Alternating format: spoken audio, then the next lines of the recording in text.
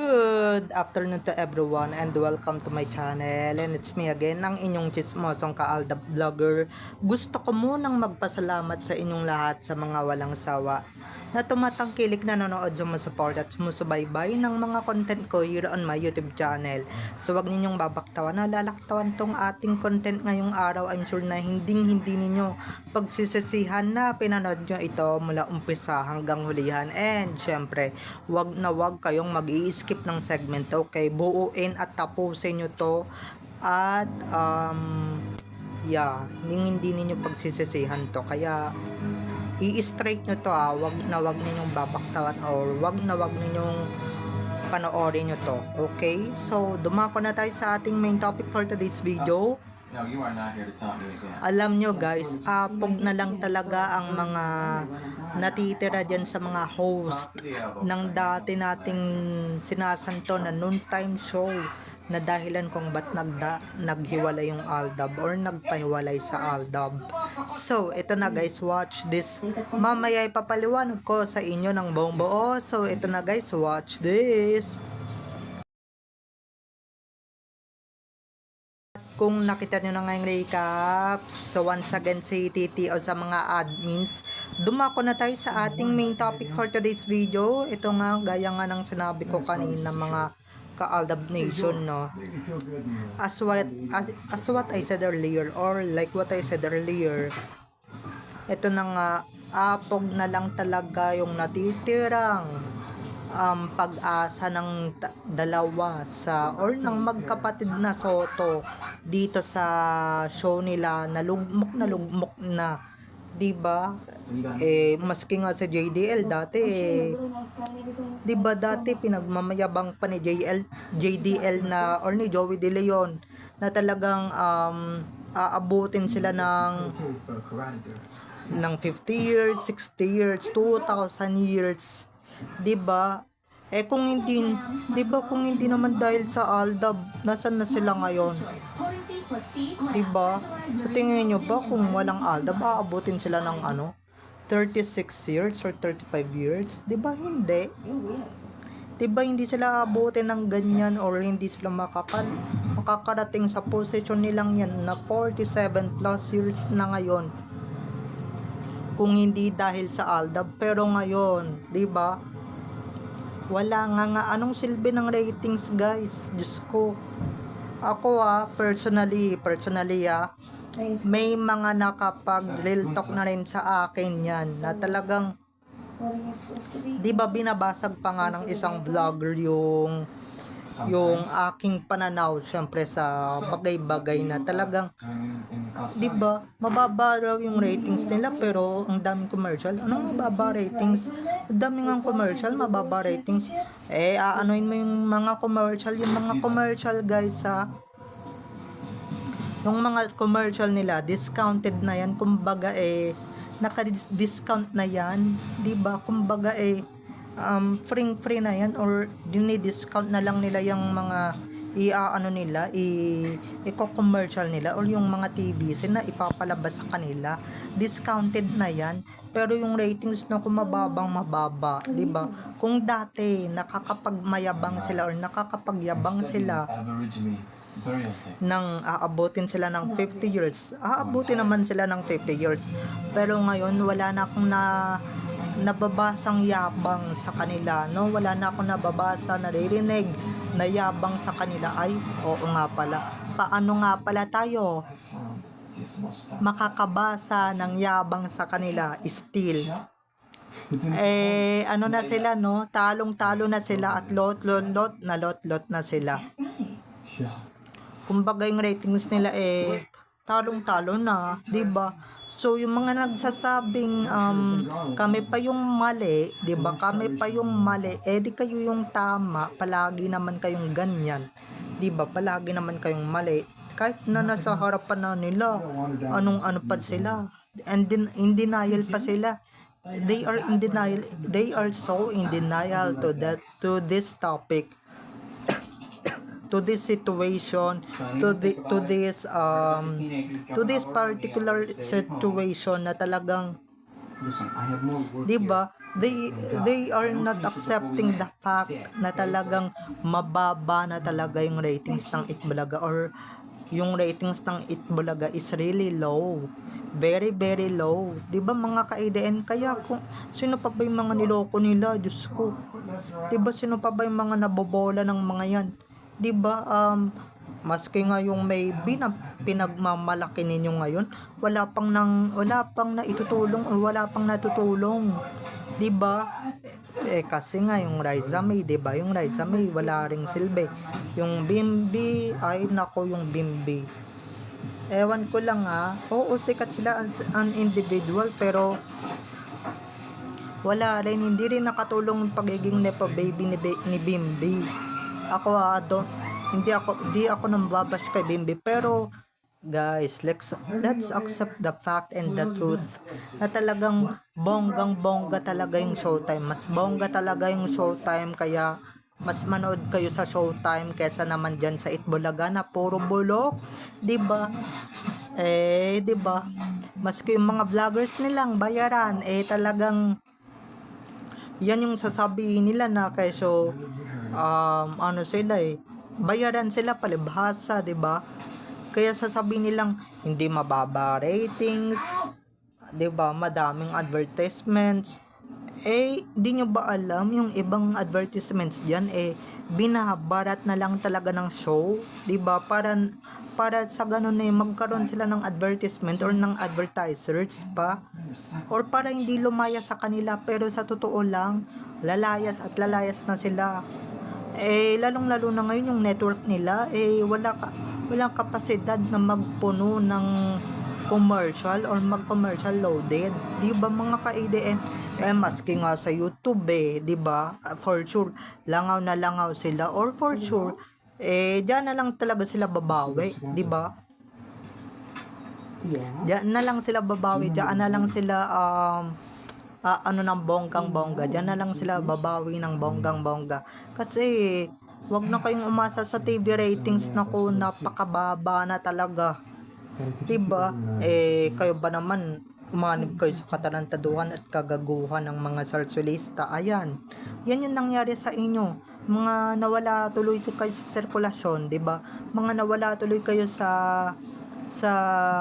anong tawag dito, sa circulation or sa circulation man, anong tawag nyo dito, 'di ba? Yan yung matinding kapalit ng mga pagwawalang yan ninyo sa Aldab, 'di ba? Yan yung matindi-tinding kapalit, or should I say karma talaga sa mga masasamang ginagawa ninyo, 'di ba?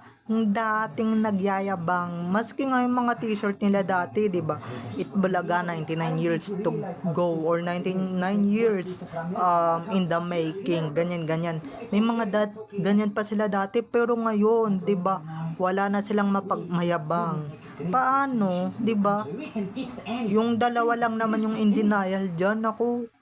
Or baka silang tatlo yung in denial dyan, silang tatlong hinayupak na matatanda, 'di ba? Sila lang naman yung in denial na talagang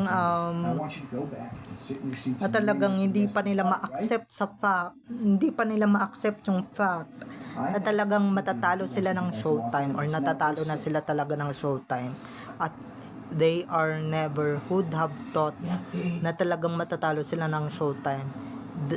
Showtime defeated Itbulaga once again, 'di ba? Dahil sa pangalawang pagkakataon na na-defeat na nila yung Itbulaga. Pero 'di ba, yung mga pinagkukuha ninyong hosts, wala namang ratings na naidadagdag diyan. Yung Ian Red, 'di ba? Yung Karen A. Strop, yung Raisa, yung Bimbi, 'di ba? Anak ni Chris Aquino, wala naman na itutulong sa ratings, 'di ba? Wala naman na itutulong sa ekonomiya ng show para tumaas yung ratings ninyo, para naman sa ganun makaungus-ungus naman kayo sa kawalaban ninyong noontime show, 'di ba? Medyo nakakahiya 'di ba? Medyo frustrate ba Itbulaga na matalo ulit yung Showtime, 'di ba? Tanga kayo kung hindi niyo pinakawalan yung Aldab, 'di ba? Di sana, 'di ba? Kayo pa rin yung panalo, kayo pa rin yung tinitingala ng buong mundo. kayo pa rin yung sinasamba namin hanggang ngayon. Kayo pa rin yung pinapanood namin at hindi kami nanonood sa kalaban ninyo, 'di ba? Pero susunga-sunga kayo, nasa inyo na ngayong ginto, nagpapanik at magpapanik palalo ng salapi. Sa ninyo pinagpalit. Di dyan sa tanso, 'di ba?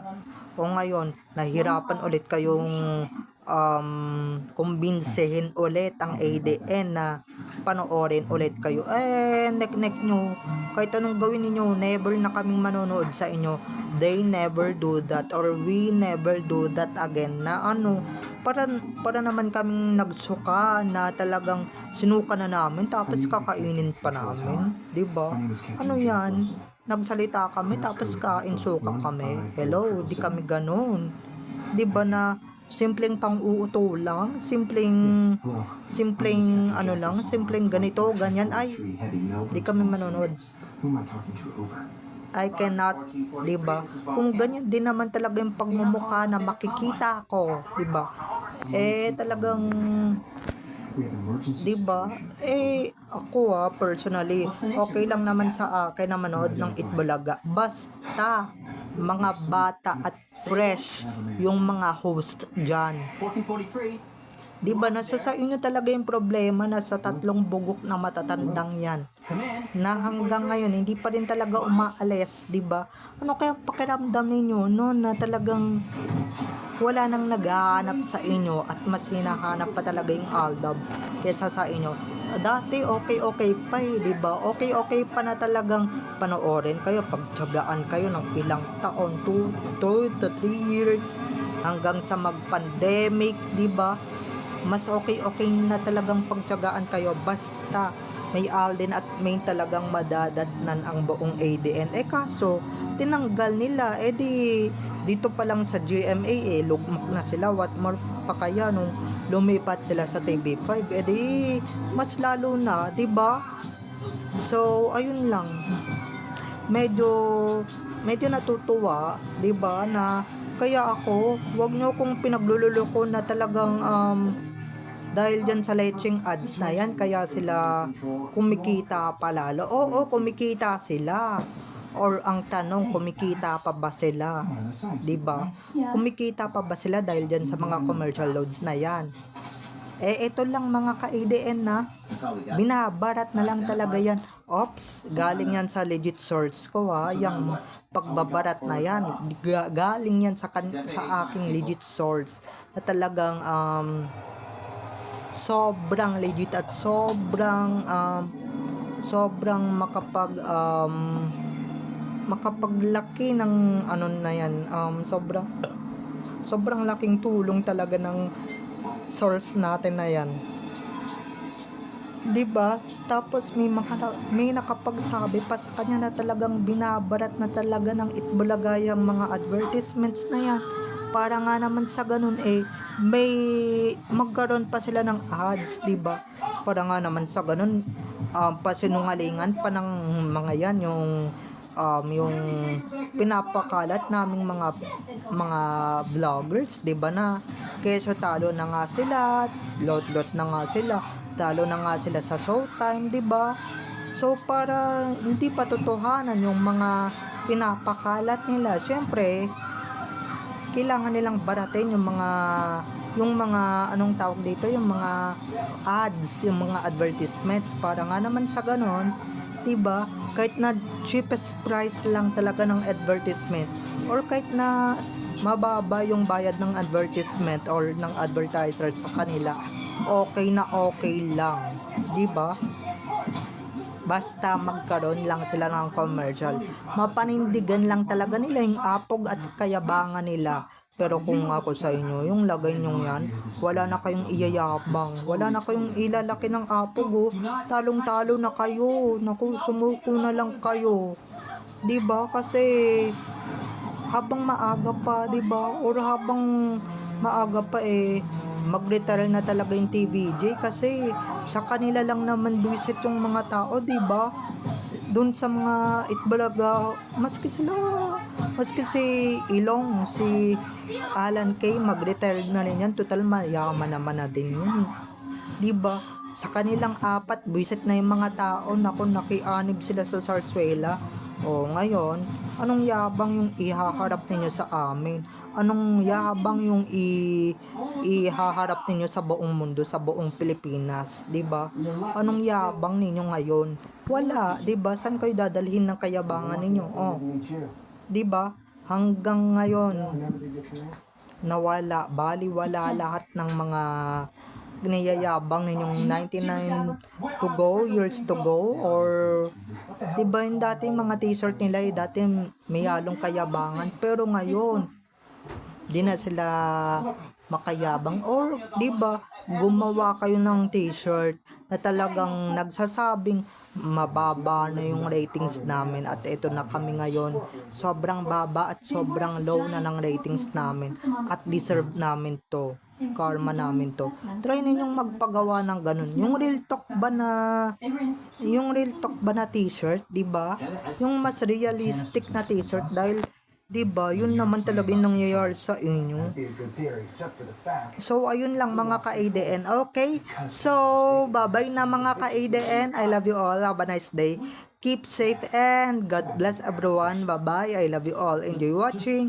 Don't forget to subscribe to my YouTube channel, and syempre, don't forget to click the notification bell para pag nag-upload ako, kayo agad ang unang-unang manonotify sa aking mga susunod pang i-upload ng mga videos. Okay? Bye-bye na mga ka-ADN. I love you all. Have a nice day. Keep safe. And God bless everyone. Bye-bye.